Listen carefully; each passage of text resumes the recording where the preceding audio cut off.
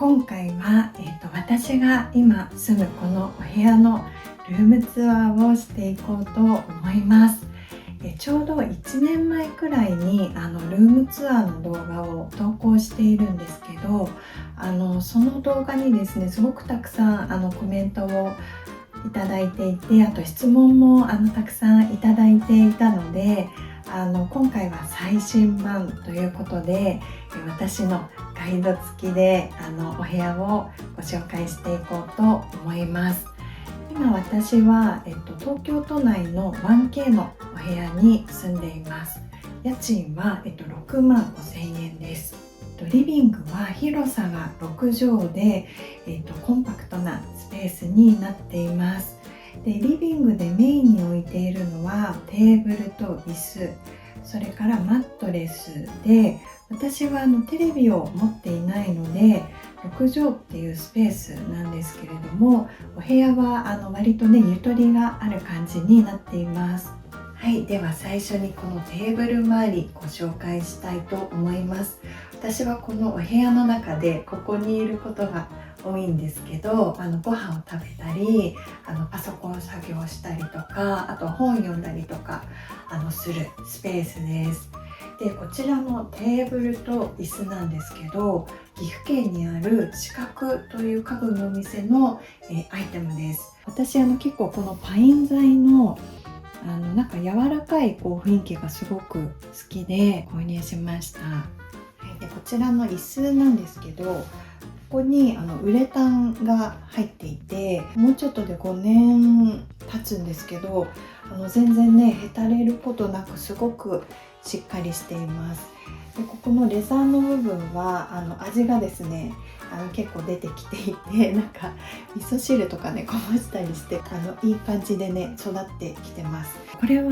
実はテーブルにはついてなかったもので、私が後からこのラックを購入して、つけました。これタワーのものなんですけど、パソコン入れるスペースが欲しくてこれは買ってネジでつけています。このいつも目につくところに飾っているのがこの私の似顔絵で、ここにいるのが私の大好きなキャラクターのホワコロちゃんっていうキャラクターなんですけど、このホワコロちゃんの作者の越川紀之さんにイベントの時にですね描いていただいた絵です。春ホワハウスのホワはですねこのホワコロちゃんから実は来ています。では次はベッド周りをご紹介しようと思います。私が使っているこのマットレスはコアラのもので、ニューコアラマットレスというシリーズです。でスノコはオンラインで探して買った、これはコアラのものじゃないんですけど買って、その上にマットレスを置いています。初めてのマットレスなのでその他のマットレスとちょっと比較ができないんですけど、私はすごく心地よく使っています。で買う時に都内にショールームがあったので、私は実際にね試しに行ってから購入をしました。で、枕もですねコアラのものを使っているんですけど、これが、コアラリフレッシュピローっていう枕なんですけど、低反発の枕なんですが、私はすごくこれ気に入っています。首がね本当に全然痛くならなくて、ただ枕はどうしても個人差がねあるので合わない方もねいらっしゃると思うので難しいところなんですけど、私はですねすごく気に入って使っています。で掛け布団なんですが、これはですね布団の西川で購入した羽毛布団で、もうね冬はねこれがすごくあったかいので、羽毛布団ねやっぱりちょっとお値段はするんですけどいいなと思って使っています。で、マットレスの足元にはこちらなんですが、これが、ドロワーラインというブランドのもので、おしゃれな雰囲気のね突っ張り棒です。別売りでいろんなパーツが売ってるんですけど、私はこのテーブルのパーツを別で購入して、こういったアクセサリーを置いたりとか、腕時計とかをここに置いています。上の方にはまた違うパーツの、これはフックのものを購入して、私はリュックをですね、こんな感じでかけて使っています。なので自分でいろいろカスタマイズして楽しめる突っ張り棒です。でベッドの頭の方には、ライトを置いています。こちらはですね、私が以前働いていた職場の先輩が手作りで作ってくれた私の宝物のライトなんですけど、こんな感じでね、オレンジの明かりで、このスイッチがね、つい触ってしまいたくなるスイッチです。夜は本を読むときにつけるとね、ちょうどいい明るさですごく重宝しています。ちなみにこのカーテンはですね、無印良品で買ったカーテンです。はい、では次はクローゼットをご紹介していこうと思います。クローゼットもとてもコンパクトなんですけど、私は扉をですね、一つこんな感じで開けたままにしていて、お洋服が1着かけられるようにしています。こちらの開いてる扉の方には収納ケースを置いています。1段目と2段目は小さいサイズのもの、一番下は少し大きいサイズのものを置いていて、3つ購入をして重ねて置いています。で一番上は下着とか靴下が入っていて、2段目には文具類とか薬とか細々したものが入っています。で一番下はシーズンオフのお洋服が入っています。で収納ケースの上にはですね、だいたい今読んでいる本が置いてあったりとか、あと奥は書類系ですね、紙物が置いてあります。でこちらの扉を開けると、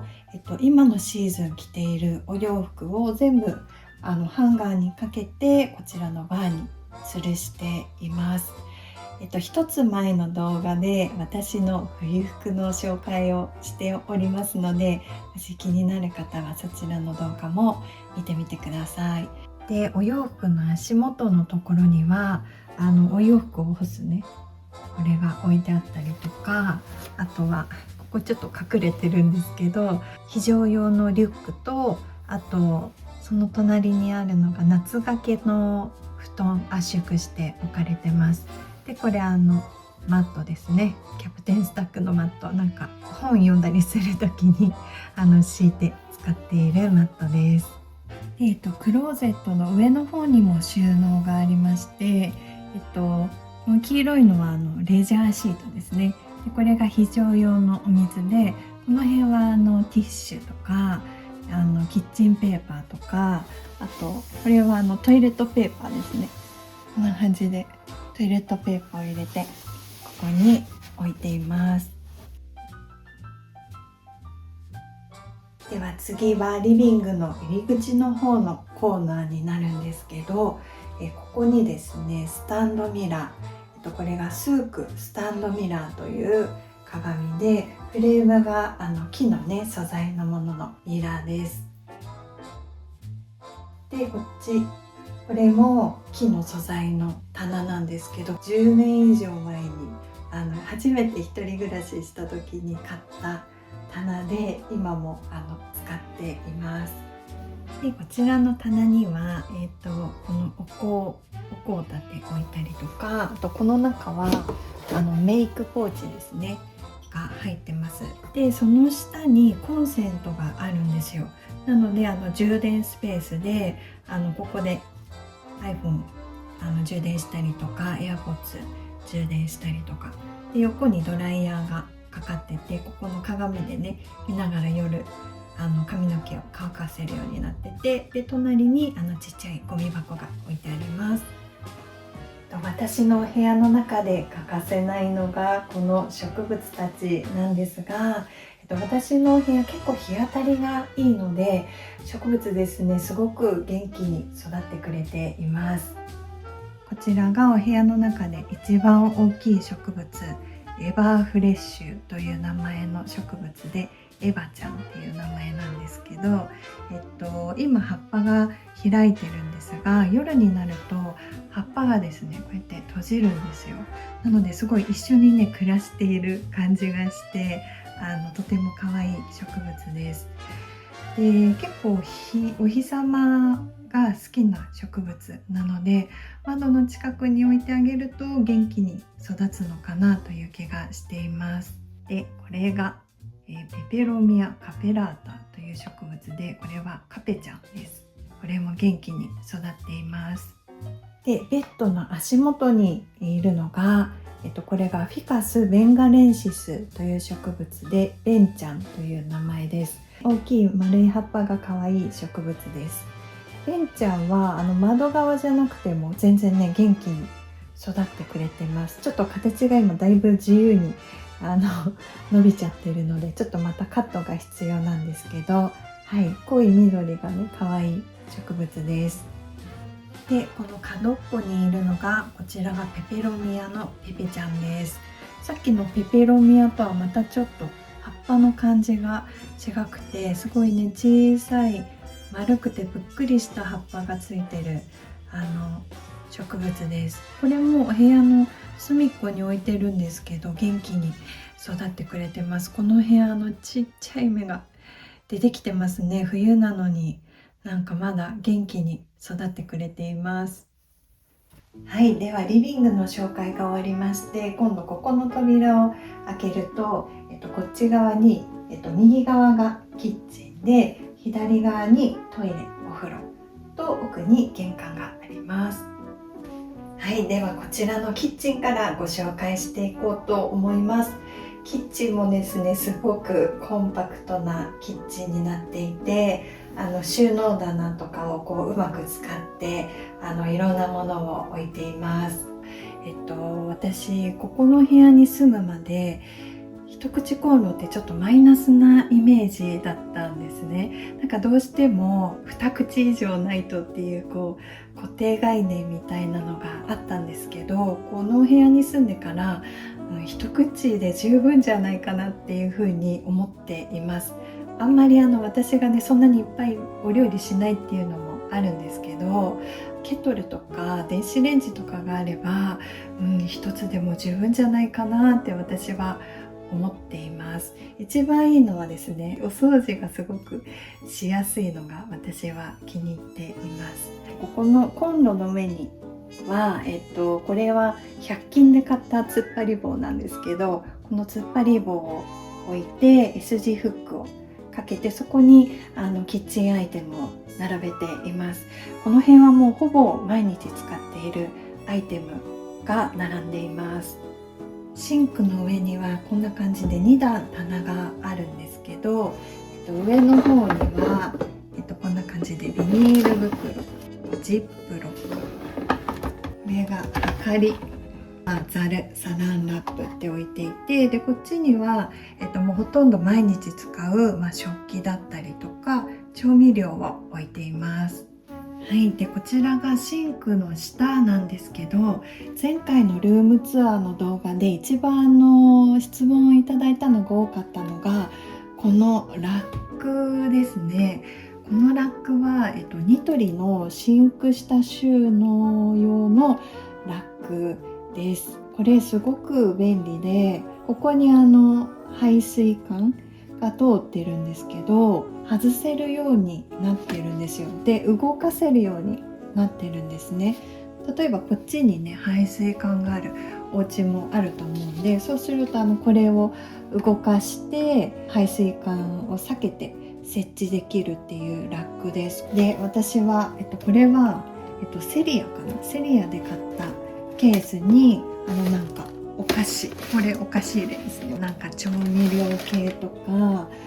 下はなんかお米とかパスタとかが置いてあります。